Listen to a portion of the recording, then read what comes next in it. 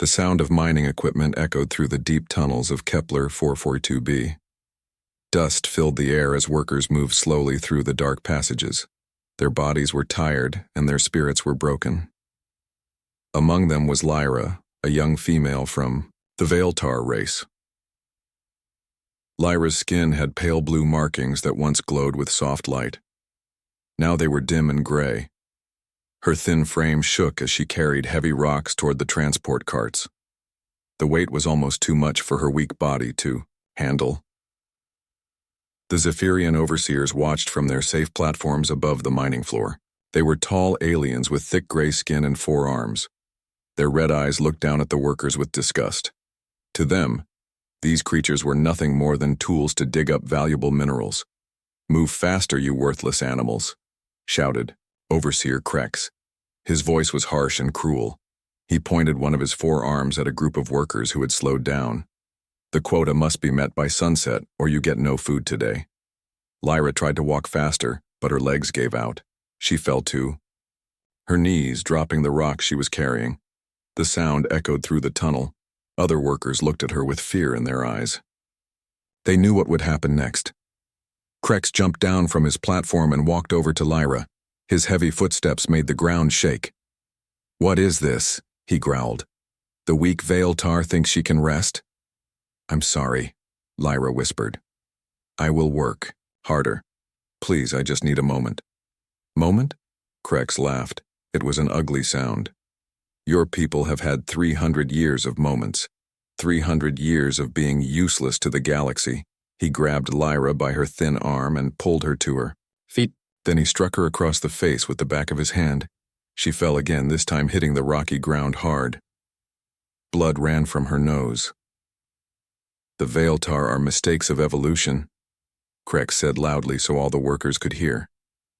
"You cannot fight like the Corvani. You cannot think like the Zirians. You cannot even lift rocks properly. What good are you?" Lyra looked up at him with tears in her eyes. The pain in her body was nothing compared to the pain in her heart. She had heard these words her whole life. Every day someone told her that her people were worthless. Every day she believed it a little more. "Just bury me here," she said in a voice so quiet that only Krex could hear. "I'm worthless anyway."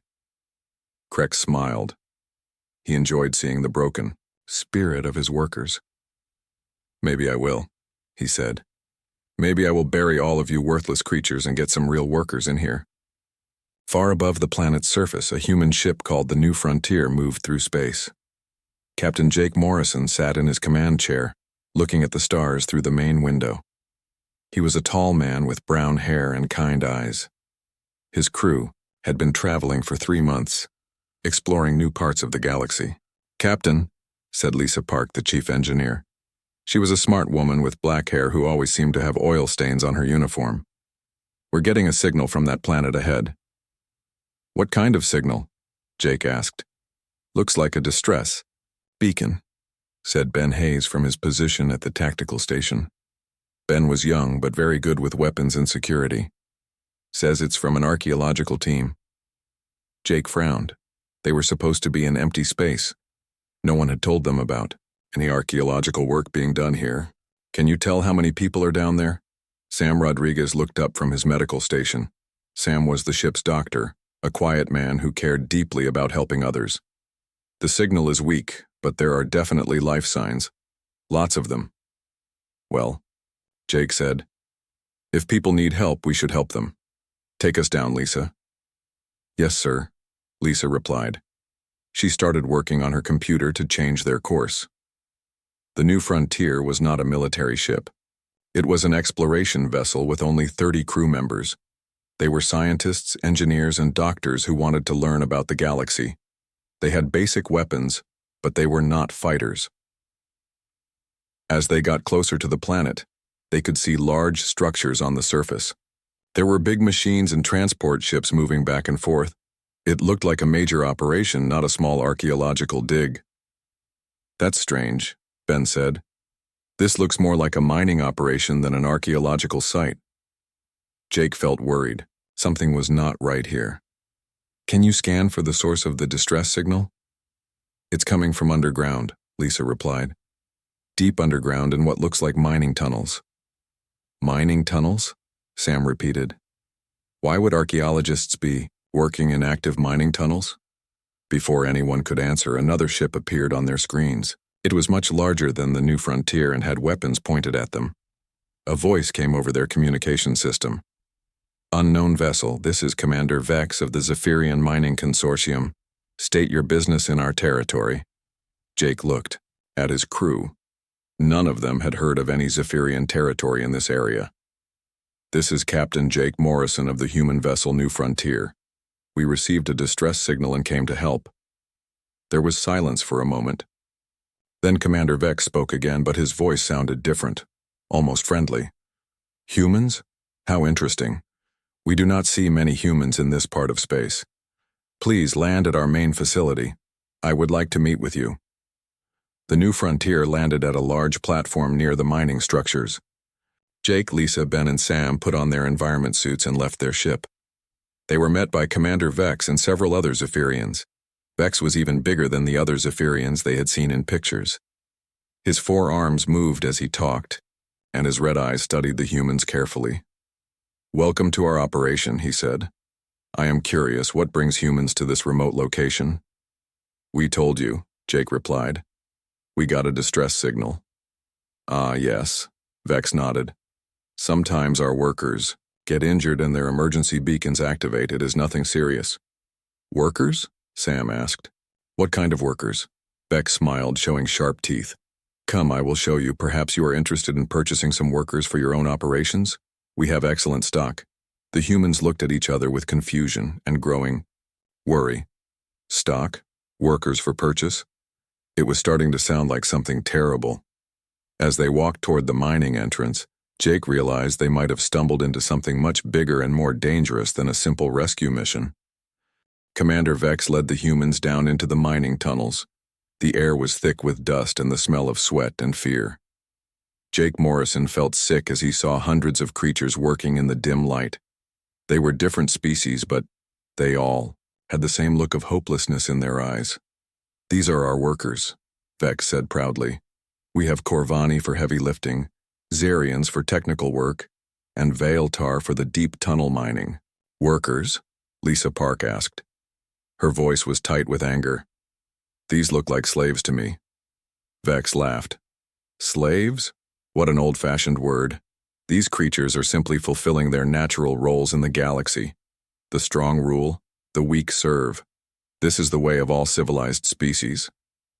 Ben Hayes moved closer to Jake and whispered, Captain, this is wrong. We need to do something. Jake nodded, but he knew they had to be careful. The Zephyrians had more ships and weapons than they did. If they made the wrong move, everyone would die, including the people they wanted to help. They walked deeper into the mines. The tunnels were hot and filled with the sound of pickaxes hitting rock. Workers moved slowly, their bodies bent with exhaustion. Guards watched them closely, ready to punish anyone who slowed down. That was when they saw her. Lyra was being dragged down a side tunnel by 2 guards. Her face was covered in blood, and her thin body was limp. She could barely walk, but the guards kept pulling her forward. Where are they taking her? Sam Rodriguez asked. That one was lazy today, Vex replied without caring. She will spend the night in the punishment cells. Maybe tomorrow she will work better. Lisa could not stand it anymore. Stop! She shouted and ran toward the guards. Let her go. The guards were surprised. They dropped Lyra and reached for their weapons, but Ben was faster. He had his energy pistol out and pointed at them before they could draw. I said, let her go. Lisa repeated. She knelt down next to Lyra and checked her injuries. Commander Vex was angry now. His forearms spread wide and his red eyes glowed brighter. You dare interfere with our discipline? These creatures belong to us. Nobody belongs to anyone, Jake said firmly. He moved to stand next to Ben, showing that the humans were united. This is slavery and we will not allow it. You will not allow it? Vex laughed again, but it sounded more dangerous now. You are 4 humans with small weapons. I have 1,000 guards and a fleet of warships. What can you possibly do? Lyra looked up at Lisa with confusion. Her pale blue markings flickered weakly as she tried to understand what was happening. Why was this strange alien helping her? Why was she risking her life for a worthless veil tar? "Can you walk?" Lisa asked gently. Lyra tried to speak but only made a soft sound. She had been told so many times not to speak unless spoken to that she had almost forgotten how. Sam came over with his medical scanner. "She's severely malnourished and dehydrated," he reported. "She needs immediate medical attention." "You will not take our property," Vex warned. "Return her now or face the consequences." Jake looked at his crew. They all knew what they had to do, even if it meant trouble. "She's coming with us," he said. "And anyone else who wants to leave can come too." The tunnel fell silent. Even the guards stopped what they were doing to stare. No one had ever challenged the Zephyrians like this before. No one had ever offered to help the workers. But Lyra shook her head weakly. "No," she whispered. "I am worthless. Do not risk your lives for me." "You are not worthless," Lisa said firmly. "Every thinking being has value." These words hit Lyra like lightning. In her entire life, no one had ever said she had value. The Zephyrians told her people they were mistakes. Even other slave species looked down on the Veiltar as the weakest and most useless. Other workers had gathered around to watch. They whispered among themselves in different languages, but their eyes all showed the same thing: hope. For the first time in centuries, someone was standing up to their masters. Commander Vex realized the situation was getting dangerous. If the workers started to believe they could be free, there would be riots. "Enough of this nonsense," he growled. He pressed a button on his wrist communicator. "Security to Tunnel 7. We have a situation." Heavy footsteps echoed through the tunnels as armed guards ran toward them. Jake counted at least 20 soldiers with energy weapons and armor. "We need to go," Ben said urgently. Lisa helped Lyra to her feet. The young Veiltar was so weak that she could barely stand. "I've got you," Lisa said. "We're going to get you out of here." "But why?" Lyra asked. "I have done nothing for you. My people have no power, no technology, no weapons. We cannot help you in any way. We don't help people because of what they can give us," Sam said as he supported her other side. "We help because it's right." This concept was completely foreign to Lyra. In the galactic society she knew, everything was about power and usefulness. The strong took from the weak. The valuable ruled over the worthless. But these humans seemed to think differently. The security guards reached them and formed a circle around the humans. Their weapons were raised and ready to fire. Commander Vex smiled coldly. "You have 10 seconds to return our property and surrender yourselves for imprisonment," he said. "Refuse, and you will all die here in these tunnels." Jake activated his communicator. "Morrison to New Frontier. We need emergency transport now." "Transport?" Vex laughed. "You think your primitive ship can penetrate our shields?" But suddenly, blue light filled the tunnel. The humans and Lyra disappeared in a column of sparkling energy, leaving the Zephyrians staring at empty space. They materialized in the medical bay of the New Frontier. Lyra collapsed immediately, overwhelmed by everything that had happened. She was on an alien ship, surrounded by creatures who claimed she had value. "Get us out of here fast," Jake ordered over the ship's communication system. The New Frontier lifted off quickly and moved away from the planet. Several Zephyrian ships followed them, but they did not attack. Commander Vex probably wanted to see what the humans would do next before starting a war. As Sam worked to treat Lyra's injuries, she stared around the clean, bright medical bay. Everything was so different from the dark tunnels she had known. The air was clean and fresh.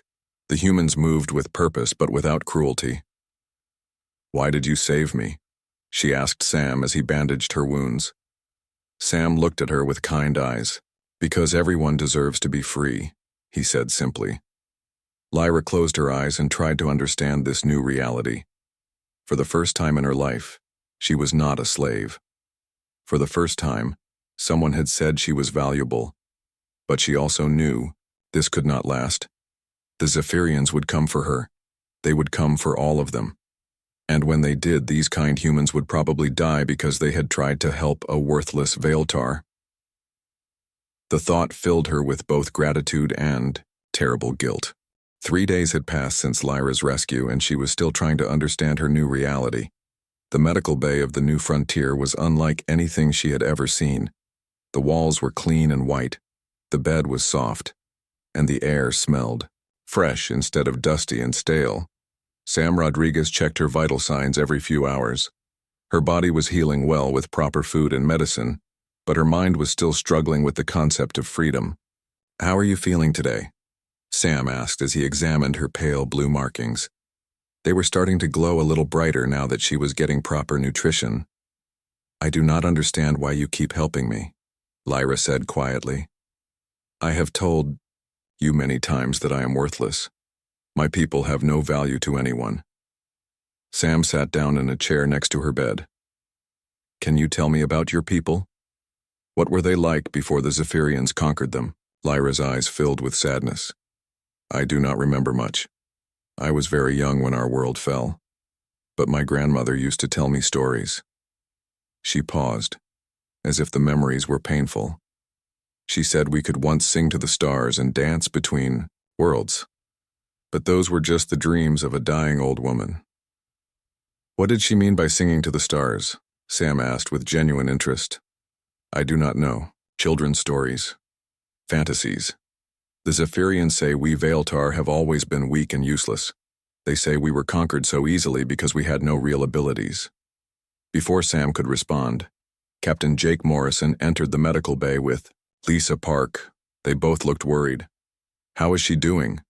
Jake asked.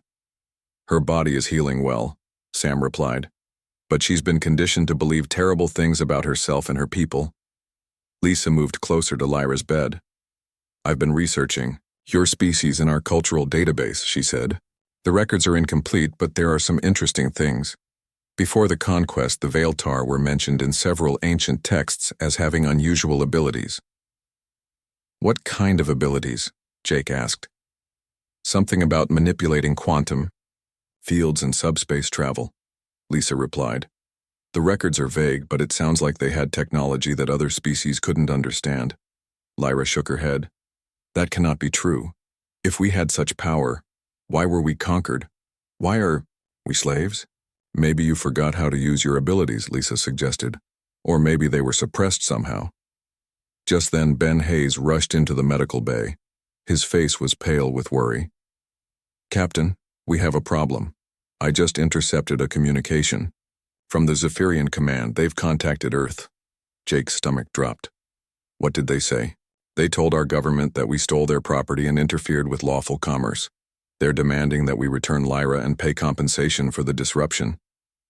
"And Earth's response?" Jake asked, though he already feared the answer. "Command wants us to return her," Ben said quietly. "They say we can't risk a diplomatic incident with a major galactic power over one alien." Lyra closed her eyes and nodded sadly. "I told you this would happen. You should have left me in the tunnels. Now your people are in trouble because of me." "No," Jake said firmly. "We did the right thing, and we're not giving you back." "But your government—" Lyra started. "My government wasn't there," Jake interrupted. "They didn't see what we saw. They don't understand that this is about more than politics." Lisa was working on her tablet computer. "Jake, I think we need to show them what the Veiltar are really capable of. If Lyra's people truly have these quantum abilities, it could change everything." "I told you, those are just stories," Lyra said. "Maybe they're not," Lisa replied. "Will you let me run some tests, just to see if there's any truth to the old records?" Lyra looked around at the 4 humans. They were all risking their careers, and maybe their lives for her. The least she could do was cooperate with their strange theories. "What kind of tests?" she asked. Lisa brought over a small device that looked like a crystal surrounded by metal rings. "This is a quantum field detector. It's very sensitive to subspace disturbances. I want you to hold it and think about your grandmother's stories." "This is silly," Lyra said, but she took the device anyway. "Just try," Sam encouraged. "Think about singing to the stars. Lyra closed her eyes and tried to remember her grandmother's voice. The old woman used to hum strange melodies while she worked. She would tell stories of the time when the Veiltar could travel instantly between distant worlds, when they could speak to each other across the galaxy without machines. She used to say we could touch the space between spaces, Lyra whispered, that we could feel the songs of distant suns. The device in her hands began to glow. Lisa, Sam said in amazement, look at your readings. Lisa stared at her tablet in shock. The quantum field around her is fluctuating like crazy. This shouldn't be possible with our current technology. Lyra opened her eyes and saw the device glowing with soft blue light. The same light was coming from her markings, brighter than they had been in years. What is happening to me? You're remembering, Jake said with wonder in his voice. You're remembering what you really are. Suddenly, the air around Lyra shimmered. For just a moment, everyone could see through it to somewhere else, a vast space filled with stars and swirling energy. Then the vision disappeared, and Lyra dropped the device. Did you see that? Ben asked in amazement. She opened a window to subspace, Lisa whispered. For just a second, she actually opened a portal. Lyra stared at her hands in shock. The blue markings on her skin were glowing brightly now, pulsing with energy she had never felt before. I do not understand. The Zephyrians said we were worthless. They said we had no abilities. They lied, Jake said simply. They probably knew the truth and wanted to keep you from discovering your power. But why would they do that? Because if the galaxy knew what the Veiltar could really do, everyone would want to free you, Lisa explained. Your people could revolutionize space travel, communication, maybe even energy generation. Lyra felt something new stirring inside her, something she had never experienced before. It was not the familiar feelings of worthlessness and despair. It was something stronger, warmer, more powerful. It was hope. Could we really help people? She asked quietly. You could help everyone, Sam said. Your abilities could benefit every species in the galaxy. But first, we need to learn more about them, Lisa added. And we need to find other Veiltar who might remember the old ways. Jake activated the ship's communication system. All crew members, this is the captain. We are not returning to Earth as ordered. Instead, we are going to find more enslaved Veiltar and help them remember who they really are. Captain, Ben warned. This means we're defying direct orders. We'll be considered criminals by our own government. Jake looked at Lyra, who was staring at her glowing hands with wonder and growing confidence. Some things are more important than following orders, he said. For the first time in her life, Lyra smiled. It was a real smile, full of joy and possibility. Maybe she really was not worthless after all. 2 months had passed since Lyra's rescue, and word was spreading through the slave networks of the galaxy. Stories traveled in whispers through mining tunnels and factory floors. There were humans who treated all beings as equals, humans who would risk their lives to help escaped slaves. The new frontier had become the center of an underground railroad. Captain Jake Morrison and his crew had established a secret network of safe houses on human space stations. Escaped slaves from dozens of worlds made dangerous journeys to reach human territory, hoping to find the freedom they had only heard about in rumors. Lyra stood in the cargo bay of the ship, watching as another group of refugees arrived. There were 12 Veiltar this time, all weak and frightened. Their pale blue markings were dim just as hers had been, but she could see the potential in them, the hidden power they did not even know they possessed. Welcome, she said softly, in the Veiltar language. You are safe now. An elderly Veiltar male stepped forward. His name was Keth, and he was one of the few who still remembered fragments of the old ways. Is it true? He asked. Are there really aliens who believe we have value? More than value, Lyra replied. They believe we can help change the galaxy. Over the past weeks, Lyra had been working with Lisa Park to understand her abilities. They had discovered that she could not only open portals to subspace, but also navigate through it safely. This allowed ships to travel instantly between distant points, something that had been thought impossible. The quantum signatures are incredible, Lisa explained to the new arrivals. Your people can naturally interface with the fundamental forces of the universe. You don't need machines or computers. You can manipulate space-time itself. The refugees looked at her with confusion and disbelief. Like Lyra, they had been told their entire lives that they were evolutionary mistakes. I will show you, Lyra said. She closed her eyes and reached out with her mind, feeling for the currents of subspace that flowed around them. The air began to shimmer, and a portal opened in the middle of the cargo bay. Through it, they could see the human colony on Kepler Station, thousands of light years away. The other Veiltar gasped in amazement. Their own markings began to glow faintly as they felt the quantum energy flowing through the portal. How? Whispered, a young female named Zara. By remembering who we really are, Lyra replied, but their moment of discovery was interrupted by an urgent announcement from the bridge. All senior staff to the command center immediately, came Ben Hayes' voice over the intercom. Lyra hurried to the bridge where she found the human crew gathered around the main screen. A news broadcast was playing showing images of destroyed buildings and burning ships. What happened? She asked. The Zephyrian Empire just destroyed the human colony on Rigel Prime, Jake said grimly. 30,000 people are dead. The news. Reporter's voice filled the bridge. The attack appears to be retaliation for human interference in Zephyrian commercial operations. Empire officials claim that human terrorists have been stealing their lawful property and harboring dangerous fugitives. Lyra felt her heart break.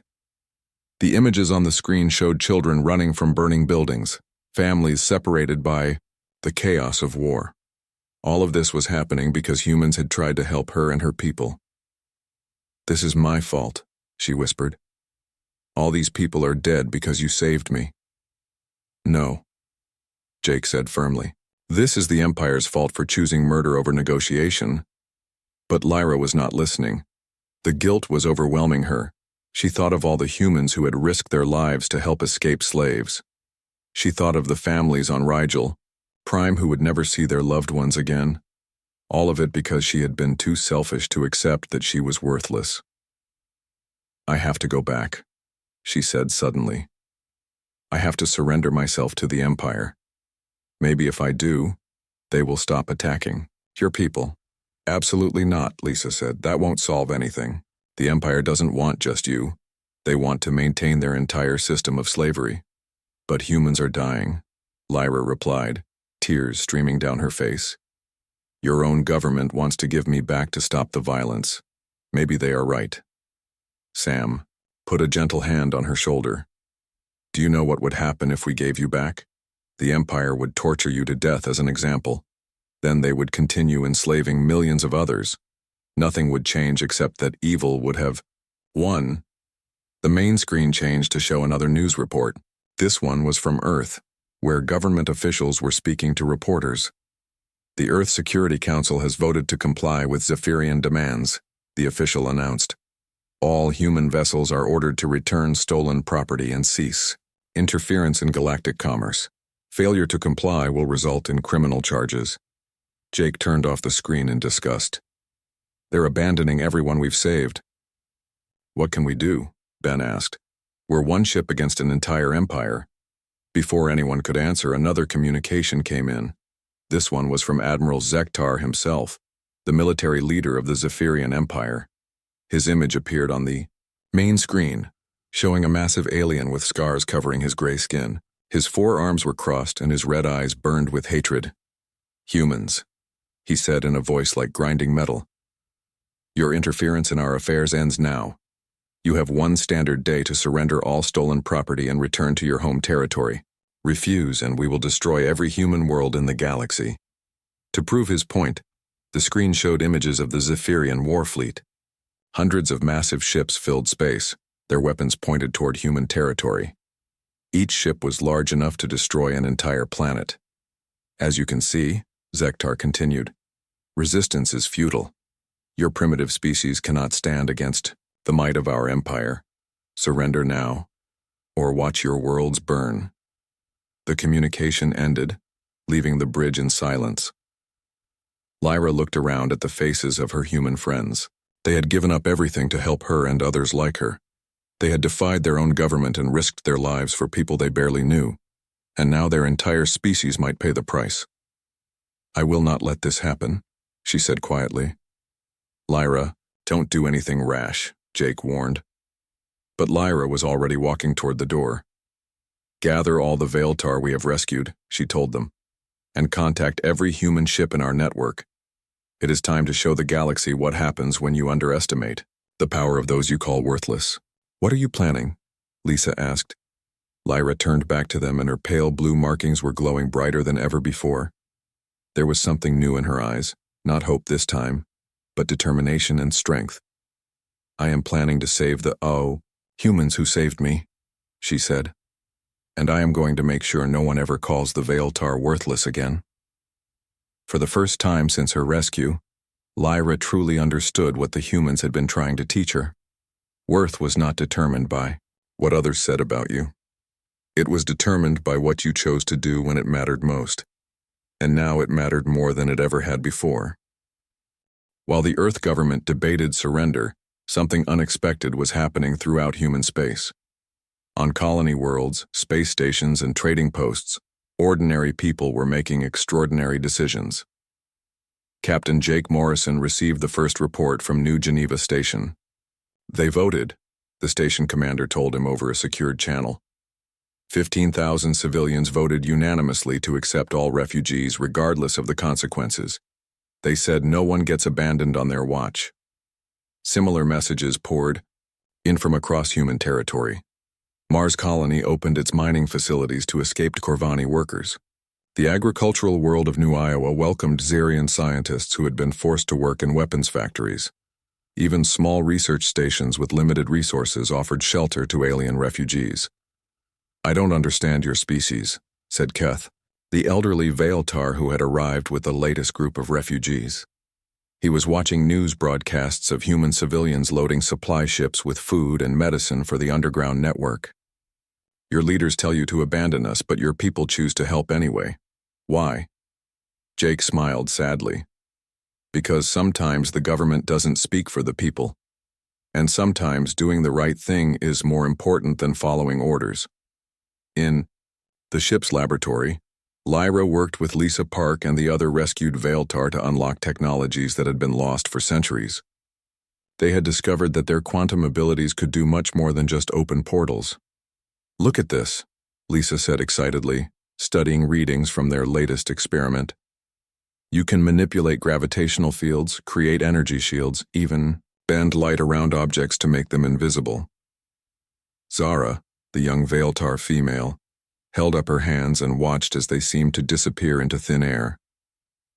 "My grandmother told stories of warriors who could walk through walls and appear like ghosts," she whispered. "I thought they were just fantasies." "They were memories," Lyra replied. "Memories of what we once were." Working together, the humans and Veiltar began to develop new technologies. They created quantum jump drives that could move ships instantly across vast distances. They designed energy shields that could protect entire planets from attack.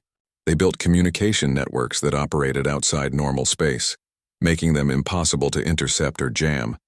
But even with these advances, everyone knew they were running out of time. Admiral Zektar's ultimatum would expire in 6 hours, and his massive fleet was already moving toward Earth. "Captain," Ben Hayes reported from the tactical station, "we're receiving a message from Admiral Zektar. He's offering Earth one final chance to surrender." The message appeared on the main screen. Admiral Zektar stood on the bridge of his flagship, surrounded by battle-ready officers. Behind him, the viewports showed hundreds of Zephyrian warships in perfect formation. "Humans," he said with cold satisfaction. "Your time is up. My fleet is now in position around your homeworld. Surrender the stolen slaves and cease your interference, or watch as we reduce your planet to ash." The screen switched to show Earth, beautiful and blue against the darkness of space. But surrounding it was the Zephyrian armada, so many ships that they blocked out entire sections of stars. "You have 1 hour to comply," Zektar continued. "After that we begin orbital bombardment. Your primitive shields cannot stop us. Your small fleet cannot defeat us. You will learn what happens to species that defy the natural order of the galaxy." The message ended, but immediately another signal came through. This one was from Earth Defense Command. "All human vessels, this is Admiral Cole. We are officially ordering the immediate surrender of all alien refugees and the dissolution of the underground network. Any ship that refuses to comply will be considered hostile and treated accordingly." Jake turned off the communication in disgust. Even now, they're more worried about politics than lives. "What do we do?" Sam asked. Before Jake could answer, Lyra stepped onto the bridge. She looked different than she had just hours before. Her pale blue markings were glowing with steady light, and there was a confidence in her movements that had never been there before. "We fight," she said simply. "Lyra, be realistic," Lisa said gently. "That's the most powerful fleet in the galaxy. We have 30 people on one ship." "No," Lyra replied. "We have something much more powerful than ships and weapons." "What's that?" "We have the human spirit," Lyra said, "and we have remembered what it means to be Veiltar." She activated the ship's communication system and sent out a signal on all frequencies. Her message went to every human vessel in their network, every refugee camp, every hidden base where escaped slaves had found shelter. "My friends," she said, speaking to humans and aliens alike, "for centuries my people believed we were worthless because that is what our masters told us. But humans taught us a different truth. They showed us that worth comes from the choices we make, not from the power we wield or the fear we inspire." The signal was being picked up across the galaxy. On distant worlds, in hidden bases, and aboard refugee ships, beings of dozens of species listened to her words. The Zephyrians believe they can terrorize us into submission because they have more ships and bigger guns. But they have forgotten something important. Evil only wins when good people do nothing. And today, we are not doing nothing. Lyra nodded to Lisa, who began activating the quantum systems they had been developing. All across human space, other Veiltar were doing the same thing. Today, we show the galaxy that freedom is not a gift to be given by the powerful. It is a right to be claimed by the brave. And today, we are all brave. The space around the new frontier began to shimmer as Lyra opened multiple quantum portals simultaneously. Through them came ships, human vessels from across the galaxy, all crewed by volunteers who had refused to abandon the refugees. But these were not the same ships that had left human ports weeks ago. Working with rescued Veiltar, their crews had installed quantum drive systems and energy shields based on recovered technology. The ships moved like ghosts, appearing and disappearing through subspace with impossible speed and grace. "Admiral Zektar," Jake said, opening a channel to the Zephyrian flagship. "This is Captain Jake Morrison. We have your answer."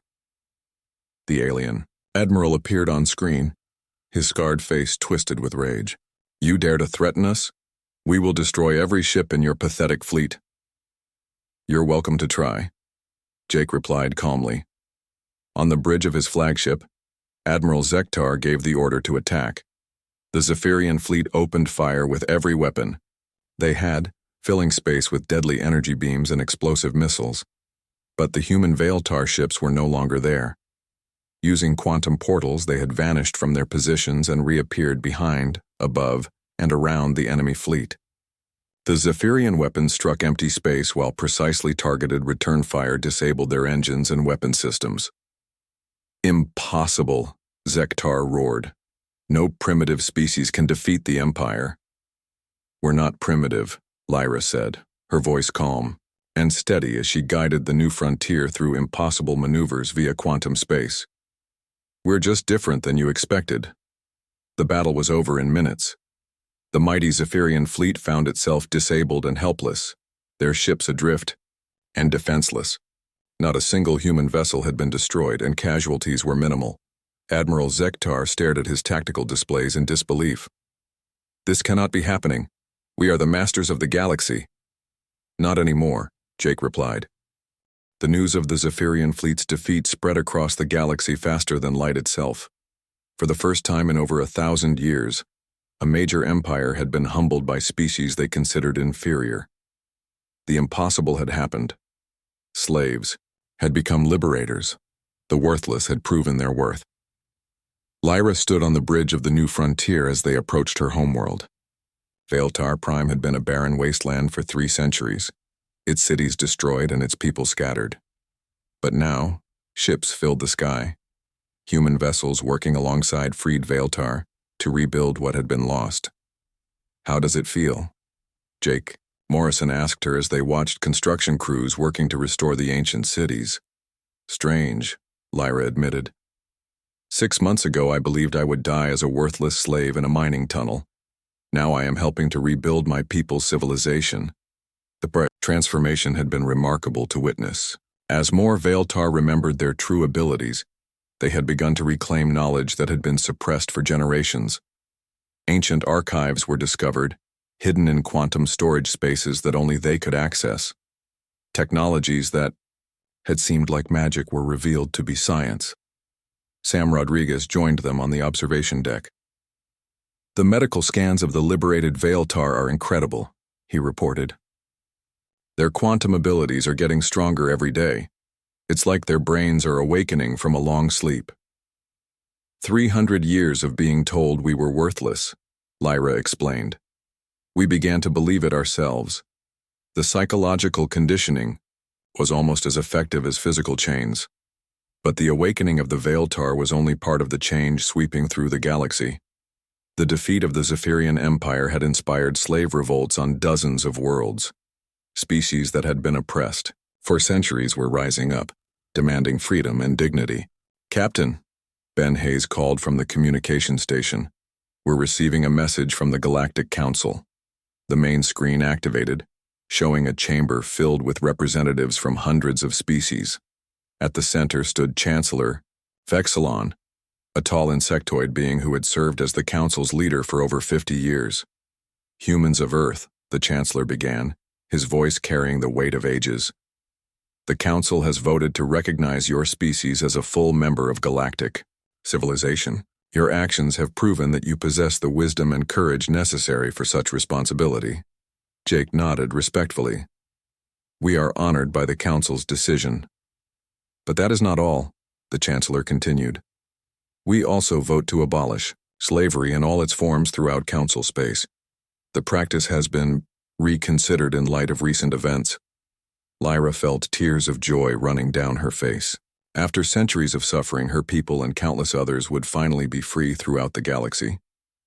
Lisa Park was working at a nearby console, coordinating with engineering teams on the planet below. "The first Quantum Academy is almost ready," she announced. "Young Veiltar from across the galaxy can come here to learn about their abilities." "What will you teach them?" Sam asked. "Everything," Lyra replied. "Quantum navigation, subspace manipulation, energy field generation. But most importantly, we will teach them that they have value, that they are not mistakes or failures, but beings with incredible potential." The Academy would be more than just a school. It would be a partnership between humans and Veiltar, sharing knowledge and working together to benefit all species. Human engineers would learn quantum technologies while Veiltar students would study human concepts of equality and individual worth.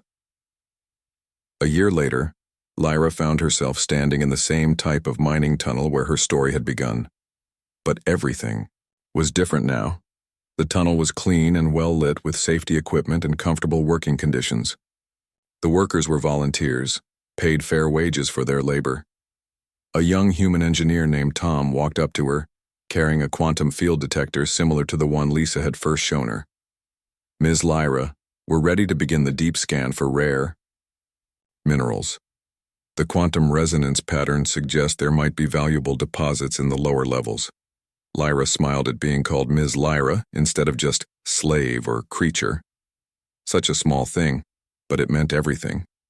"Proceed with the scan, Tom.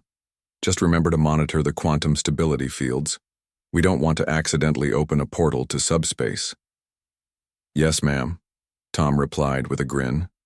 He had learned quantum safety protocols from Veiltar instructors at the Academy, something that would have been impossible to imagine just months before.